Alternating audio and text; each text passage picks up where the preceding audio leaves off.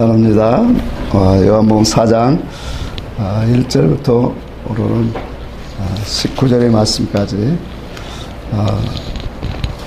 사마리아 여인의 목마름이란 제목을 갖고 같이 잠시 보겠습니다. 우리가 성경을 읽고 듣다 보면 영적인 뜻과 표면적인 사건의 뜻이 참 서로 대치되는 그런 말씀들이 간혹가다 성경에는 많이 나옵니다. 그 말씀의 대표적인 것이 오늘 본문도 그러한 종류의 말씀인 줄 압니다. 많은 사람들이 우리가 역사적으로 이 사마리아 여인의 환경, 처지를 너무나도 잘 알고 있기 때문에 많은 이들이 본문을 말씀을 갖고 설교를 하면서 이 여인을 어떻게 설명을 하냐면 5도 부족해서 6 남편을 둔 참 기구한 여인이다. 그러다 보니까 어떤 이들은 극단적인 표현까지 하면서 이 여인이 창녀가 아니었는가 그런 생각도 하고, 또 어떤 이는 남자를 참으로 잡아먹는 여인이다. 여러 그러한 기구한 인생을 산 여인을 참 그렇게 많이 비유를 합니다. 근데 이러한 이 육신적인 이유 때문에인지 이 여인은 다른 사람들이 다 쉬고 있는 그때에 육시에 우물을 길러 오는 그러한 안타까운 처지를 우리가 육신적으로는 보게 되어집니다. 성경에 나오는 육신은 우리나라와 6시간 차이가 있어요. 그래서 이스라엘 나라 육시면 우리나라는 12시 정오를 말합니다. 자, 그러니까 정오에 여인이 다른 사람들 다 쉬는 그때에 이스라엘은 그 우물을 길러 온다라는 것은 분명히 표면적으로는 안타깝고 참 슬픈, 남에게 이 비추고 싶지 않은 그런 모습들이 있다라는 것을 분명히 우리에게 드러내는 그런 내용입니다. 그런데 성경은 우리가 항상 말씀을 보지만 육신의 이와 같은 표면적 환경을 들어서 영의 이야기를 하고 있다는 거예요. 계시의 말씀을 드러내고 있다는 거예요. 자, 그러다 보니까 이와 같은 역사적인 사건이 주님이 영적인 그러한 하나님의 뜻과 계시를 드러내기 위해서는 이 사마리아 여인과 같은 환경이 너무 필요로 했다라는 거예요. 그러니까 오늘 우리에게 주시는 그 말씀을 통해서 우리의 목마름도 어디에 있는가를 다시 한번 살펴보면서 이 말씀의 핵심은 13절 14절의 말씀이라고 생각합니다. 이 물을 먹는 자는 다시 목마르니와 내가 주는 물을 먹는 자는 영원토록 목마르지 아니하리라. 그 속에서 솟아나는 샘물이 되리라. 그렇게 됐죠. 자, 그 말씀의 의미를 우리가 한번 잠시 보기를 원합니다. 예수님이 지금 여인과 만나는 그 시간을 몇 시라고 말하고 있어요? 6시다, 6시다 그렇게 말하고 있죠. 자, 우리가 아까도 말했지만 육시는 우리나라의 정오를 말한다고 했어요. 근데 이와 같은 정오에 이 여인이 우물가에 온 것은 분명한 육신적으로는 남에게 뭐예요? 자기를 드러내지 않기 위한 그런 모습이 육신의 뜻이라고 했어요. 자, 근데 이것은 영적으로 보면은 전혀 다른 뜻이 나온다라는 거예요. 그러니까 영적으로 이 정오에 나왔다라는 것은 이 여인의 신앙 사상을 보여주고 있다라는 거예요. 신앙관을 보여준다라는 거예요. 자, 아브라함이 창세기 보면 아브라함이 하나님의 사자를 만날 때와 롯이 하나님의 사자를 만날 때를 우리는 비유기에서 잠시 보면 더 자세히 알 수 있어요. 자, 아브라함이 만날 때는 언제 있어요? 정오예요. 그때 정오. 해가 가장 가까울 때라 그랬어요. 그러니까 아브라함이 장막문에서 정오에 하나님의 사자들을 만나요. 그런가 하면은 롯이 만나는 그 시기를 바라보니까 해 넘어갈 무렵에, 저녁 무렵에 롯은 천사들을 만나고 있더라는 거예요. 이것은 신앙 사상적으로 분명히 다르다라는 거예요. 그래서 오늘 여기에서 이 사마리아 여인이 정오에 이 우물을 길러 왔다라는 것은 이 생명의 말씀을 얻고자 빛이 가장 강할 때, 하나님과의 가장 기쁨이 있을 때, 그래서 성경에 보면 이사야도 그랬죠. 하나님을 가까이 계실 때 뭐하라? 찾으라. 그랬죠. 그러니까 영적으로 하나님과 가까이 있는 신앙관을 상징하더란 말이에요. 더 나아가서 이와 같은 모습을 갖고 우리가 보면 이 사마리아 여인은 예수 그리스도, 바로 그리스도의 때를 기다리는 신앙이라는 사실이에요. 자, 이 신앙의 모습을 보았기 때문에 주님이 이곳에 가신 거예요. 자, 그럽니다. 7절에 보니까, 자, 대화 속에 한번 들어가 보면 예수님께서 사마리아 여인에게 뭐라고 말해요? 물을 달라, 그렇게 말해요. 자, 물을 달라고 하니까 여인이 뭐라고 하겠어요? 아니, 어찌하여 당신은 유대인인데 유대인이 사마리아 여인에게 물을 달라 하느냐, 그렇게 말하죠. 자, 이는 유대인들이 사마리아인들을 모함이라 그랬어요? 상종치 아니함이라. 자, 이것은 솔로몬 이후로 역사로 올라가요. 솔로몬 이후에 나라가, 이스라엘 나라가 남유다와 북이스라엘로 갈라지죠. 그러면서 북이스라엘이 멸망하면서 많은 바벨론과 아수르의 많은 지역의 사람들이 요 사마리아 지역으로 이주해서 와 살게 되어집니다. 그러다 보니까 사마리아에 어떤 마을이냐면 혼혈 백성들이 많이 이루어지는 거예요. 자, 그러다 보니까 신앙 사상이 어떻게 돼요? 이방 신앙 사상과 짬뽕이 되어서, 그래서 유대 민족들이 이 사마리아 백성들을 이방인 취급한 거예요.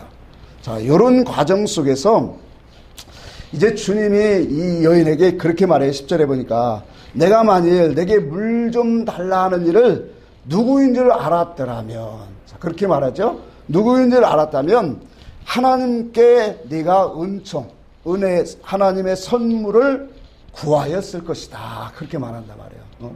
그러고 그는 너에게 생수를 주었으리라, 그렇게 말씀을 해요. 자, 이 음성을 들은 여인이 속으로 생각하는 거예요. 뭘 생각하냐면, 야, 이 사람이 누구이기에 이와 같은 말을 할까? 이 사람은 정말로 보통 사람은 아닌 것 같다 라면서 다시 묻기를 뭐라고 하냐면, 그러면 당신이 야곱보다 크니까 그렇게 묻는단 말이에요. 자, 주님이 지금 뭐라고 물었더니 이렇게 얘기하는 거예요?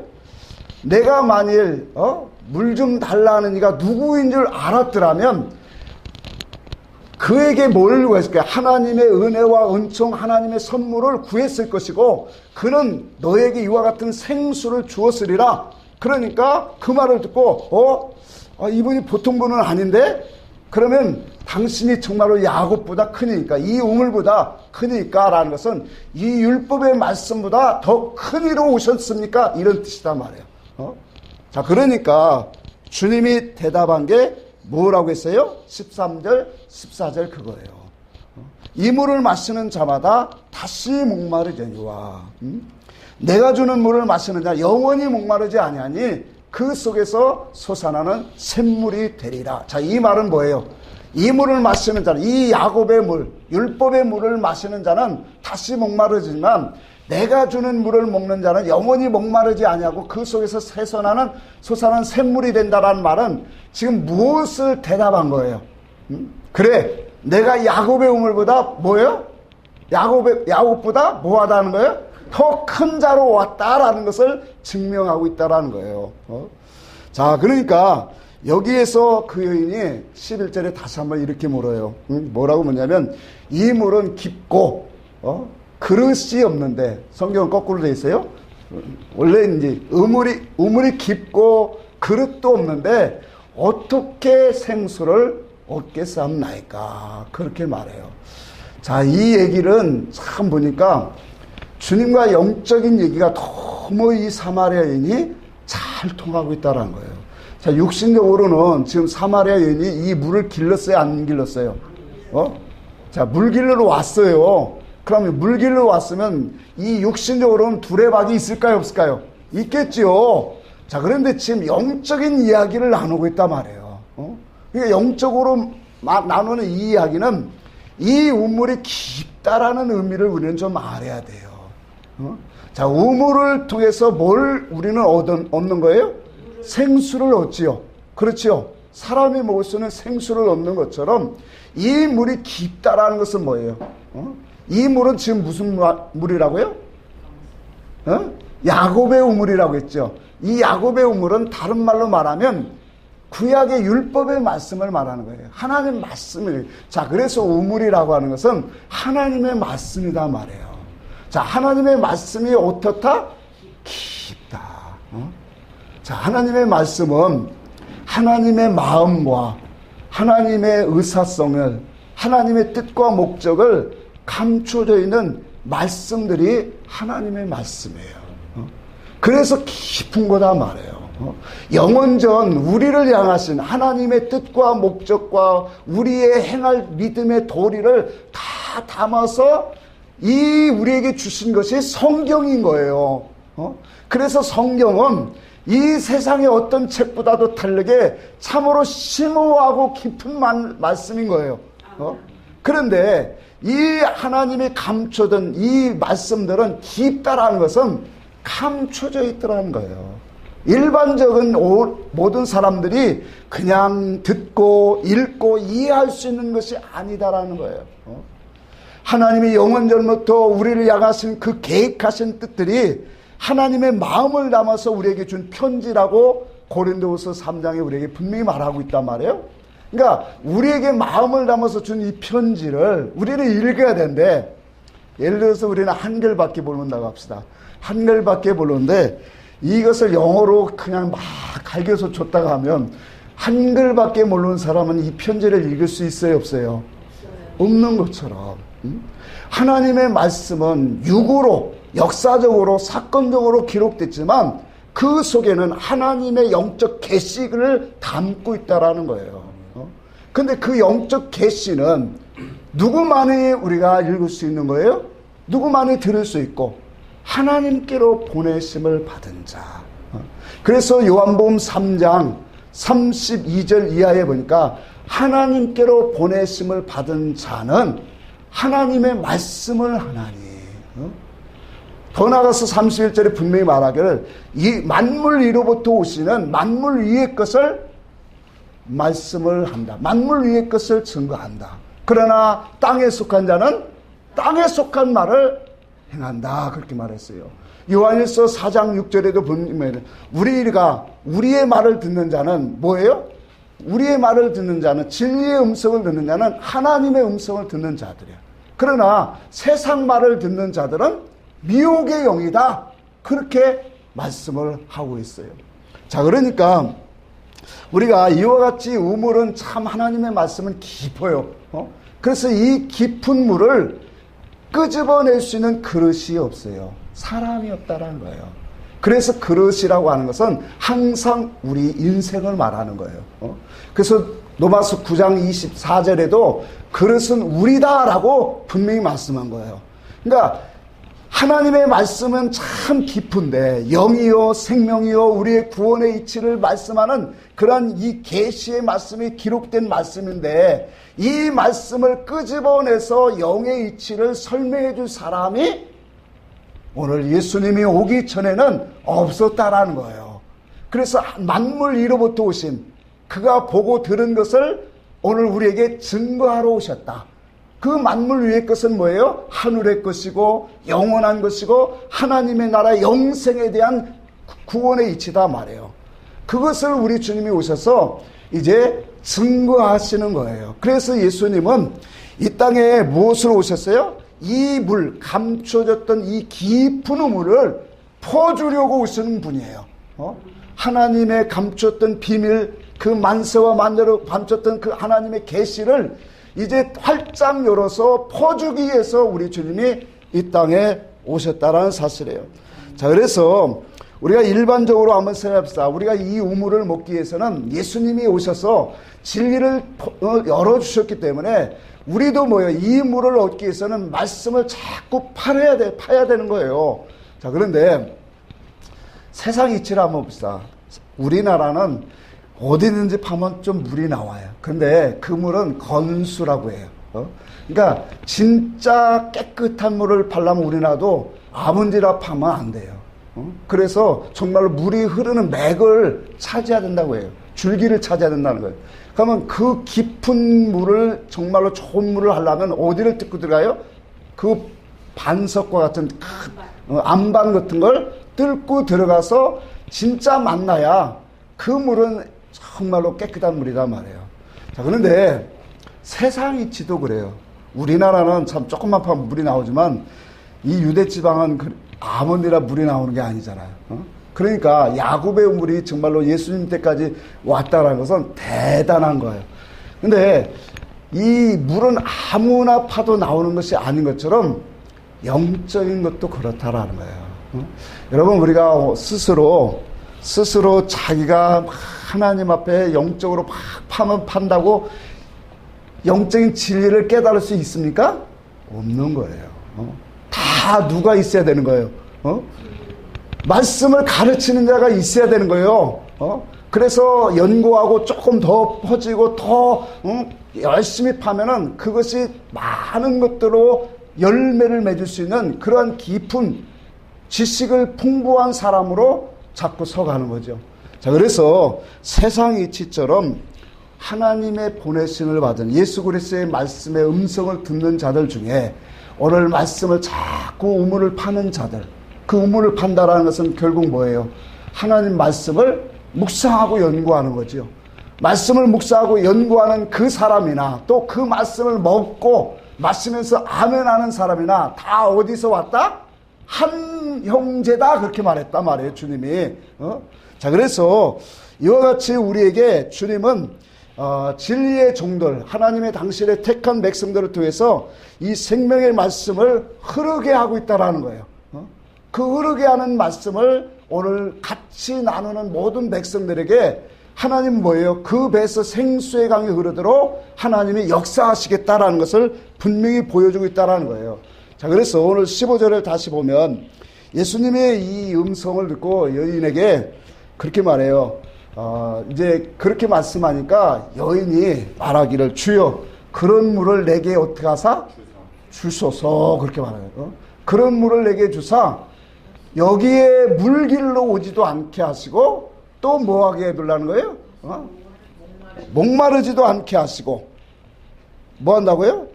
여기 물길로 오지도 않게 하옵소서, 그렇게 말하죠. 자, 그러니까 주님이 여인에게 뭐라고 말씀하고 있어요? 응? 내 남편을 불러오라. 여러분, 우리가 이 관계성을 잘 봐야 돼요. 자, 이건 좀 정리를 하면 사마리아 여인이 예수님을 만나서 이제 예수님이 영적인 얘기를 나눕니다. 영적인 얘기를 나누니까 이 처음에는 우물 얘기를 했지만 이 물은 무슨 물은 말씀을 얘기하고 있는 거예요. 양식을 예미하는 거예요. 그러니까 율법의 양식을 가지고는 그 속에서 뭐예요? 영생하도록 솟아나는 그런 샘물이 되지 않기 때문에 다시 목마르는 그런 신앙이 된다는 거예요. 그러니까 율법 아래서 우리가 많은 행실을 행하지만 내가 열심을 내고 열심을 낸 때만 잠시 하나님의 은혜와 사랑이 있는 것 같아요. 자, 이것 갖고는 안 된다라는 거예요. 그러니까 주님이 주시는 물은 진리의 영생수예요. 그러니까 진리의 영생수를 오늘 주님이 주러 오셨는데 그것을 받아먹을 사람이 누군가를 주님이 보여주고 있다라는 거예요. 자, 그러니까 내 남편을 불러오라. 이 말은 뭐예요? 내 남편은 지금 누구냐라는 거예요. 자, 성경에 보면 남편이라는 의미성을 우리에게 분명히 보여주셨어요. 그래서 우리의 남편은 영적으로 누구라고 말한 거예요? 하나님, 그리고 그리스도, 또 말씀, 더 나아가서 그 말씀을 가진 선지자들, 그것이 영적인 그런 남편과 같은 역할을 주신단 말이에요. 자, 그러면 남편이라고 하는 것은 오늘 우리에게 어떤 대상인가를 한번 생각해 봐야 돼요. 자, 남편이라는 것은 첫째 의지의 대상이에요. 그러니까 사랑의 대상도 되지만 의지의 대상이고 또 더 나아가 사랑과 존경의 대상이 남편이다 말이에요. 그러니까 이와 같은 사랑과 존경과 또한 의지의 대상이 오늘 우리 속에 뭐가 되어야 된다는 거예요? 이것이 누구냐라는 거예요. 자, 이 여인에게 지금 이 질문을 하고 있는 이유가 있는 거예요. 자, 오늘 우리에게도 주님이 이 질문을 하고 있는 거예요. 네가 진리의 생수를 마시기를 원하느냐? 그러면 너의 남편은 누구냐라는 거예요. 그러면 너는 지금 무엇을 의지하고 무엇을 바라고 있고 너는 무엇을 사랑하고 누구를 사랑하고 누구를 존경하고 있느냐? 누구를 따라가고 있느냐? 지금 이것을 묻고 있는 거다 말이에요. 오늘 우리가 진리의 생수, 진리의 말씀을 먹기 위해서는 이와 같이 우리의 의지의 대상이 누구야 하는 것을 분명히 우리는 답을 할 수 있어야 된다는 거예요. 나의 남편은 오직 주 예수 그리스도이십니다. 나의 사모와 나의 그 믿음의 모든 대상은 오직 주님밖에 없습니다라고는 그런 고백이 우리 속에서 뭐요? 실토되어야 된다는 거예요. 그러니까 이 고백이 없는 사람에게 진리를 하나님이 주시겠느냐라는 거예요. 우리의 사모함이 어떤 세상과 물질과 이러한 것들에 있지 않냐고 내가 하나님의 뜻과 말씀을 바라나이다. 정말로 진리를 얻기를 원합니다. 하나님의 온전한 말씀을 듣기를 원합니다. 그분만이 나의 남편 되심을 나는 믿고 나갑니다. 라는 그런 사모함이 오늘날도 우리 속에 존재되는 사람들, 교회 안에 있는 영혼들이 이 마음 심령이 되어진 사람들에게 주님은 찾아가셔서 그들에게 뭐예요? 진리를 허락하신다라는 거예요. 그래서 사랑의 대상이 되어질 때 우리의 의지와 우리의 모든 믿음의 대상이 오직 주님이 되어질 때 세상의 것이나 세상의 물질이나 세상의 어떠한 다른 것에 우리의 믿음의 그러한 목적과 대상이 되는 것이 아니라 오직 사랑과 의지와 우리의 섬김 믿음의 대상이 예수 그리스도가 되어질 때 그때 주님은 찾아가신다라는 거예요. 그 사람에게 하나님은 생수를 허락하시겠다라는 거예요. 17절에 그렇게 말합니다. 여자의 대답은 주여 나는 남편이 없나이다. 그렇게 말해요. 여러분 이 남편이 없다라는 말은 무슨 의미일까요? 지금 영적인 주님의 대화 속에서 나오는 거예요. 여인이 남편이 없다라는 것은 나는 아직 진리를 만나지 못했습니다. 그리스도를 만나지 못했습니다. 나는 아직도 율법의 말씀 속에서 나는 만족함을 얻지 못했습니다. 그런 거예요. 그러니까 정말로 이 율법의 신앙 속에서 나를 만족해 하는 참된 말씀을 아직 만나지 못했습니다. 이것이 내가 남편이 없다라고 하는 고백이다라는 거예요. 오늘날 우리가 예수 그리스도의 진리를 만나기 전에는 이와 같이 나는 더 온전한 신앙, 더 참된 것을 구하고 찾고 있습니다. 주님, 무엇이 옳은 길인지, 무엇이 옳은 말씀인지, 무엇이 참된 진리인지를 아직도 나는 발견하지 못했습니다. 이렇게 안타까운 마음으로 내가 지금도 주님 앞에 우물 곁에 나아가고 있습니다. 오늘 이와 같은 고백이 지금 여인 속에 나오고 있다는 거예요. 여러분, 우리가 진리를 만났지만 진리를 만나고 나서 느껴지는 게 뭡니까? 이 말씀이 참 옳은 말씀이다. 이것이 정말로 하나님이 기뻐하시는 말씀이고 우리를 향하신 하나님의 참된 목적이 숨겨진 말씀이구나.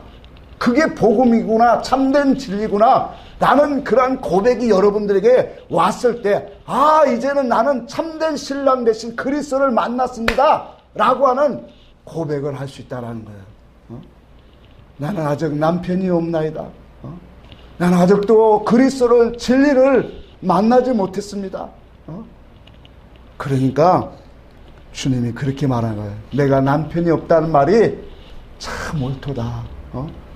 여러분 그냥 하는 말 같지만 정말로 이 여인과 예수님과 너무 영적인 얘기가 지금 잘 통해요. 그러니까 이 여인이 우리가 육신적으로 아까도 봤던 것처럼 정말로 이와 같이 기구하고 힘들고 보잘것없는 여인 것 같지만 영적으로는 어떤 사람이에요?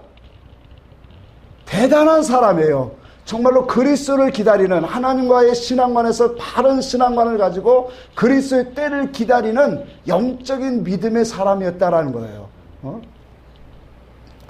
자, 그러니까 주님 말해요. 그래, 내가 남편 5이 있었지만 남편이 있었고 지금 있는 남편도 내 남편이 아니니라. 그렇죠.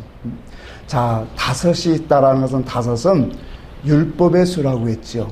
언약의 수요, 율법의 수요. 그것은 율법의 말씀으로 온 선지자들도 너의 남편이 아니었고, 또 지금 있는 6번째 있는 율법과 그리스도를 이어주는 세례 요한도 너의 참 남편이 아니었다. 지금 그 말하는 거예요. 자, 세례 요한은 특별한 사람이에요. 그래서 구약의 마지막 선지자이면서도 누구를 본 사람이에요? 메시아 그리스도를 본 사람이에요. 그래서 구약과 메시아를 매치시켜주는 사람이 누구예요? 세례 요한이에요. 그러니까 그 세례 요한이 이 여인이 말한 주님이 말한 6번째 지금 있는 사람도 내 남편이 아니니라 그렇게 말한 거예요. 그러니까 이 세례 요한의 신앙과는 뭘까요? 회개의 신앙을 하는 사람이에요. 회개의 세례잖아요. 회개의 세례하는 그 신앙관도 너의 남편이 아니다라고 하는 거예요. 그러면 이 참된 남편은 뭐예요? 진리의 신앙을 만나야 네가 참된 신랑을 만난 거다. 아멘. 그러니까 이 7번째 오는 진리의 사람은 누구예요? 예수 그리스도예요. 자, 우리가 신앙생활을 하면서 여기도 쫓아다니고 저기도 쫓아다니고 얼마나 많이 쫓아다녔어요. 저도 참 많이 쫓아다녔거든요. 이것이 옳다, 저것이 옳다, 이렇게 하면 능력받는다, 이렇게 하면 교회 부흥된다. 참 많이 돌아다녀봤지만 다 허무하더라는 거예요. 근데 진리를 만나고 진리의 영이 우리 속에 올 때, 아, 이것이 참된 하나님의 말씀이고 진리구나라고 하는 그것이 올 때, 이것이 바로 뭐냐면 참 남편을 만나는 것이다 말이에요. 그것이 7번째 오시는 예수 그리스도요, 진리 되신 그리스도이라는 것을 우리에게 분명히 말씀하고 있다라는 거예요. 자, 그래서 오늘 중요한 것은 이 7번째 남편으로 오신 그가 주시는 물은 우리를 살리는 영생수라는 거예요. 진리의 물이라는 거예요. 그래서 그 진리만이 우리 속에 거하시고 그 진리의 말씀이 우리 속에 들어올 때 성령의 진리를 가지고 우리 안에서 당신의 은혜와 사랑과 영적인 풍부한 하늘의 것들을 깨닫게 하시고 있다라는 거예요. 자, 그래서 오늘 이 여인이 무엇으로 갈급하고 있는가? 이 여인이 무엇을 중요시 여기고 살아왔는가를 우리는 분명히 말씀을 통해서 보여야 돼요. 사마리아 여인의 갈급함은 하나님으로 인한 갈급함이에요. 하나님의 말씀으로 인한 갈급함이고 은혜와 진리, 그리스도의 때를 기다리는 갈급함이 이 여인 속에 있었다라는 거예요. 여러분, 우리 속에서 진리의 영으로 날마다 감화 감동을 받을 수 있는 사람이 어떤 사람인가를 우리는 분명히 보여야 돼요. 시편 107편에 말한 것처럼 사모하는 영혼을 우리 주님은 만족해 하시겠다라는 거예요. 줄인 영혼에게 오늘 하나님은 배부르게 채워주신다고 분명히 말씀하는 거예요. 그래서 진리를 갈급하게 하는 여기는 사람, 그 사람 속에 뭐예요? 주님이 찾아오신다라는 이 진리의 이치를 우리는 우리의 마음속에 새겨 가져야 돼요. 그래서 우리의 갈급함은 무엇인가? 우리의 목마름은 무엇인가를 우리 다시 한번 새겨봐야 돼요. 많은 교회 안에 있는 영혼들이 세상으로 갈급해 있어요. 출세와 성공과 어떠한 이 교회 안의 자리 싸움과 그러한 이 자꾸 직분이 올라가는 것을 그 목적으로 세워놓고 살아가는 사람이 있어요. 여러분, 장로가 되면 뭐하고 목사가 되면 뭐예요? 나중에 다 늙어서 보면은 다 뭐예요?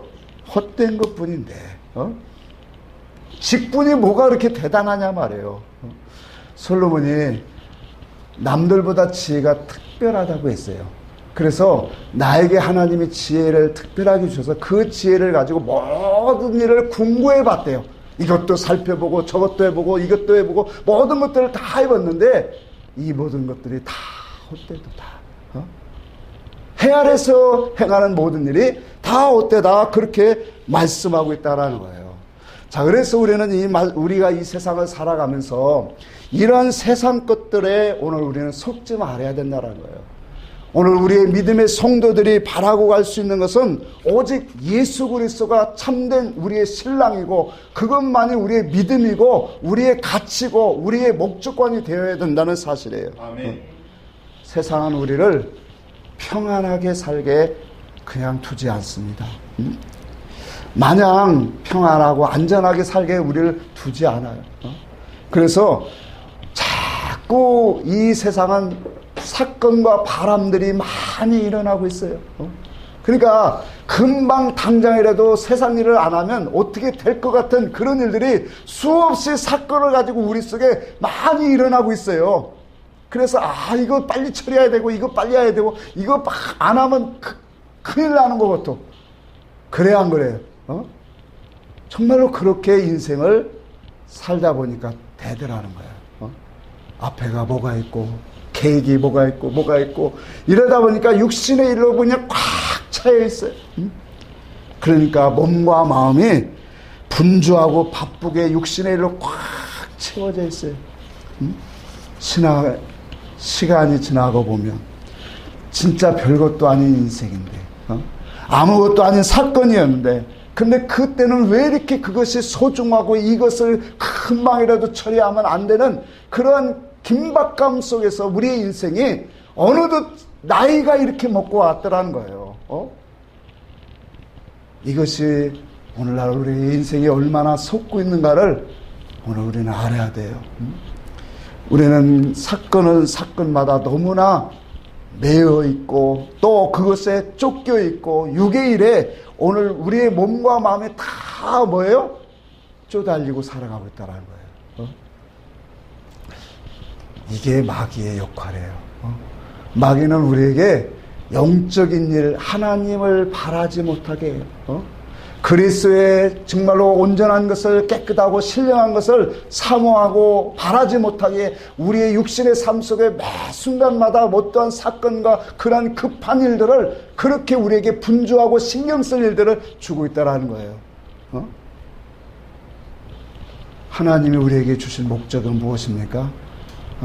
하나님이 우리에게 교회를 하나님 모이게 하셔서 당신의 말씀을 우리에게 주시는 이유가 뭐예요? 우리에게 하나님의 나라의 백성으로 참된 사람으로 만들어지라고 보냈습니까? 그래요.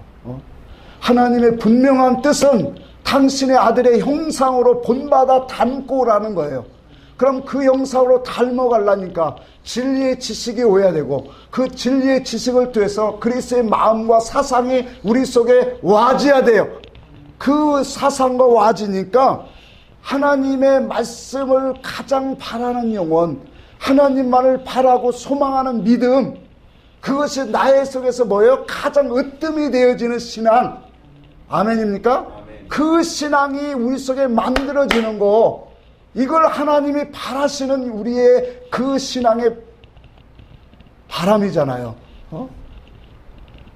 그런데 이 신앙으로 가지 못하도록 마귀는 세상에 수없는 많은 사건과 인간관계 모든 관계 속에서 우리를 마여 헐떡이게 만들고 바쁘게 만들고 조급하게 만들고 그 속에서 신경과 모든 것들을 다 쓰면서 살아가게 해요.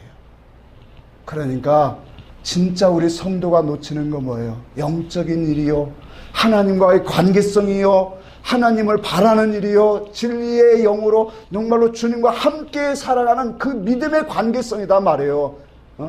근데 그걸 놓치고 살아요. 하루하루를 너무나 바쁘게 살다 보니까 진짜 중요한 그 일을 하나님의 성도들이 이와 같이 부르신 뜻과 목적대로 그리스도의 형상을 닮아가는 일에 열심을 다하지 못하고 있다는 거예요. 그것은 진리의 양식을 먹지 못한 그러한 이유도 있지만 그 말씀을 먹지 못하기 때문에 신앙관과 가치관이 세상화가 되었다라는 의미예요. 오늘 우리 속에 하나님의 진리의 말씀을 통해서 진리의 가치관을 세운다는 것은 이렇게 중요한 거예요. 진리의 가치관이 세워져야 우리가 누구를 쫓아가는 신앙이 돼요? 그리스도를 쫓아가는 신앙이 되고, 그 그리스도를 쫓아가는 신앙의 가치관이 우리 속에 딱 배겨 있어야 아무리 힘들고 바쁘고 사건이 일어나도 그 속에서 구원운동, 생명운동을 끊이지 아니하는 영적인 신앙이 되는 줄 믿으시기를 바랍니다. 사마리아 여인을 잠시 볼까요? 사마리아 여인은 육적으로는 분명히 아마 고달픈 인생을 살아온 사람이에요. 틀림없어요. 그렇죠? 육신적으로 보면 사마리아 여인은 정말로 고달픈 인생을 살아왔어요. 세상 말로 참 기구한 인생을 살아왔을 거예요. 자, 그런데 중요한 것은 이거예요. 기구한 인생을 살아오면서 쓴맛을 다 보았지만, 슬픈 일, 고통스러운 일, 정말로 아픔을 다, 이 세상의 헛된 것들을 다 맛보았지만 그 맛봄을 통해서 이 세상의 허무함을 깨달았다라는 거예요. 이 세상이 헛된 것이구나. 이 세상 속에는 만족이 없구나. 참된 것이 없구나. 이걸 깨닫는 영혼이 됐다라는 거예요. 그래서 이 사마리아인은 참 복이 있는 사람이에요. 여러분, 왜 세상 속에서 하나님이 바람을 부르시고 왜 사건을 일으킬까요? 이 신앙 깨달으라고 우리에게 주시는 거예요. 야, 내가 세상 쫓아봤지. 세상 그거 취하고 바라고 가지려고 누려보려고 했죠. 누가 그랬어요? 솔로몬이 했잖아요. 왕 다윗의 그 왕권으로 물려받은 그 모든 부귀영화를 가지고 솔로몬은 취해보았고 누려보았고 모든 것을 가져봤단 말이에요. 그러나 그 가져보고 취한 것을 가지고 그는 죄악으로, 세상으로, 음란으로, 우상으로 모든 것을 다 탕진한 사람이었어요. 그러니까 이 사마리아 여인은 비록 육신의 삶은 고달프고 정말로 인생의 쓴맛을 볼 대로 다 밑바닥까지 다 보았지만 그 속에서 참된 것을 발견했다라는 거예요. 그 참된 것이 뭐예요? 아, 이 세상은 아무것도 아니구나. 그러나 이 세상에 참된, 이 아무것도 아닌 세상 속에서, 허무한 이 세상 속에서 예수 그리스도, 참된 하나님, 참된 진리를 오늘 구하는 신앙관이 되었다라는 거예요. 이것이 참 놀라운 거예요. 많은 사람들이 이 세상을 저는 이 믿지 않는 사람들을 자주 대하면서 그걸 너무나도 느껴요. 적어도 60 정도만 되어도 인생이 다 허무하다는 것을 다 한결같이 얘기해요. 세상 살아보니까 다 아무것도 아닌 세상. 아무것도 아니더라는 거예요. 나이가 먹어보니까.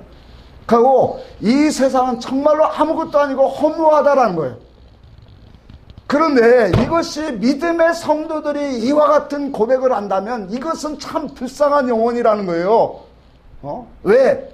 우리에게는 하나님의 말씀을 주었고 선지자와 사도들 통해서 우리에게 구원의 이치를, 주님이 말씀을 통해서 진리를 열어주셨기 때문에, 깊은 물을 우리에게 주시기로 약속하셨기 때문에 우리는 이와 같은 고백을 해면 안 된단 말이에요.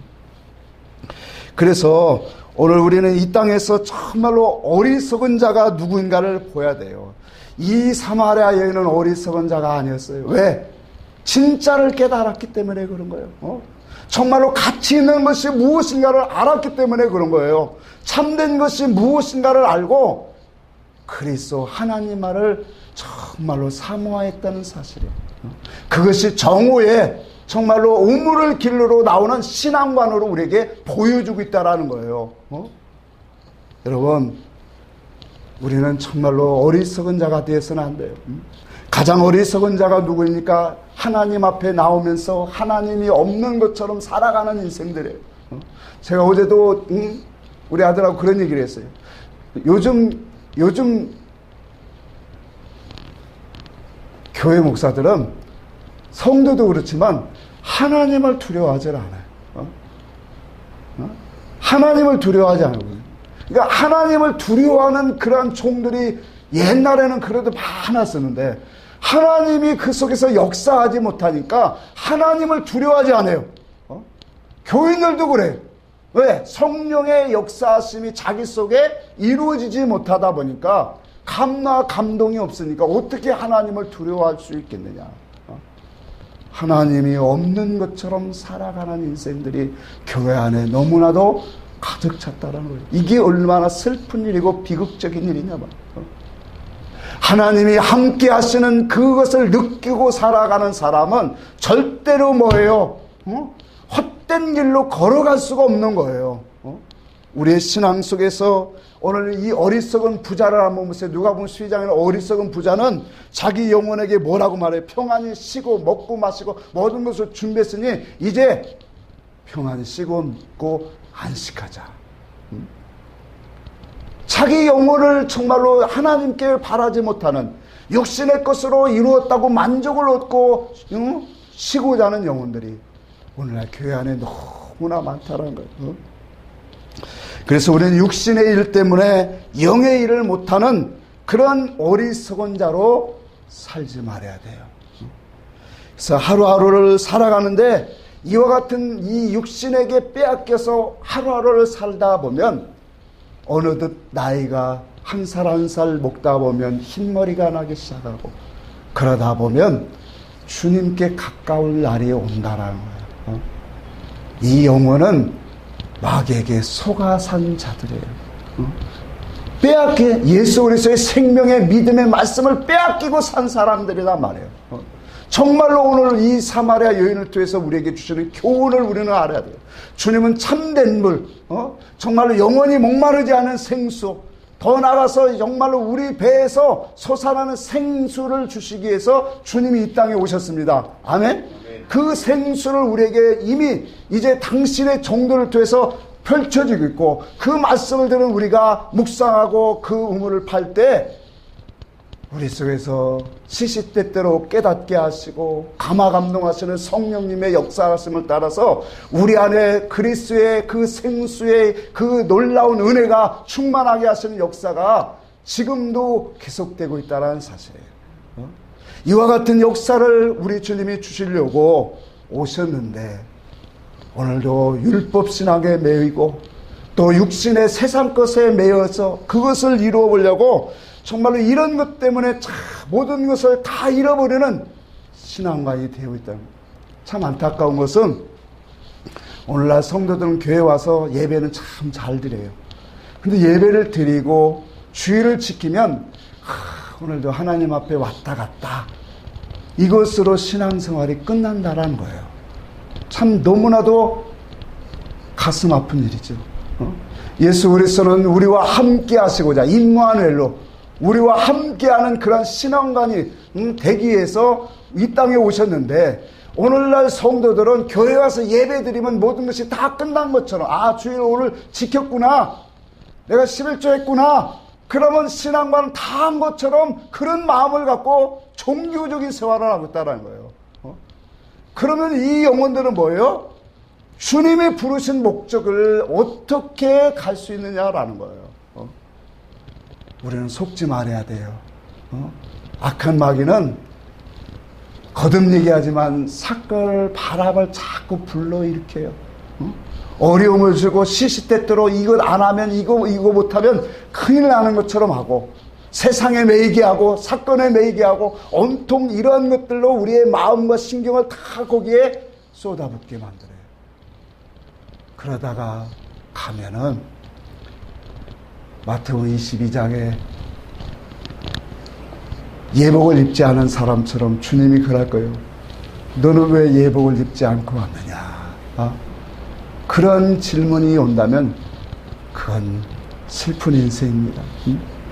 그래서 우리의 믿음의 선인들을 통해서 우리에게 주신 이 믿음의 이치, 구원의 이치, 오늘 우리는 얼마든지 이제는 이 그릇을, 이 우물을 팔 수 있는 우리에게 영적인 지식과 지혜를 하나님이 주셨어요. 이것을 가지고 우리는 밤에 속한 영혼이 아니라 낮에 속한 영혼으로 주님 앞에 서기를 바랍니다. 한 말씀만 보고 마치겠습니다. 우리 로마서 13장 봅시다.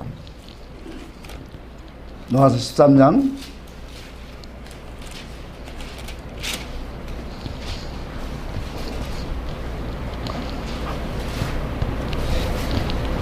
12절부터 봅시다. 13장 같이 한번 합독합시다. 시작. 밤이 깊고 낮이 가까웠으니 그러므로 우리가 어둠의 일을 벗고 빛의 갑옷을 입자.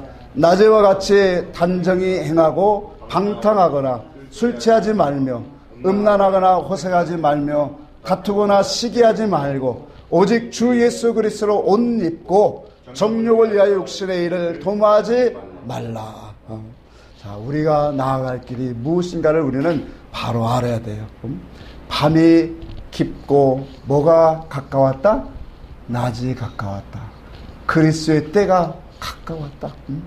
그러므로 우리는 어둠의 일을 벗고 낮에와 같이 단정하게 진리 아래 빛으로 우리가 행하면 그 사람은 그리스도의 옷을 입고 오늘 그리스도의 날에 참여하는 사람이 될 것입니다. 참으로 우리 이 시대 속에서 정말로 우리 한 사람이 하나님의 말씀 앞에 깨어서 하루하루를 오늘 진리 안에 선한 운동, 구원 운동을 열심히 해서 하나님이 기쁨이 되는 그러한 우리 모두가 되시기를 주의 이름으로 축복합니다. 찬송합시다.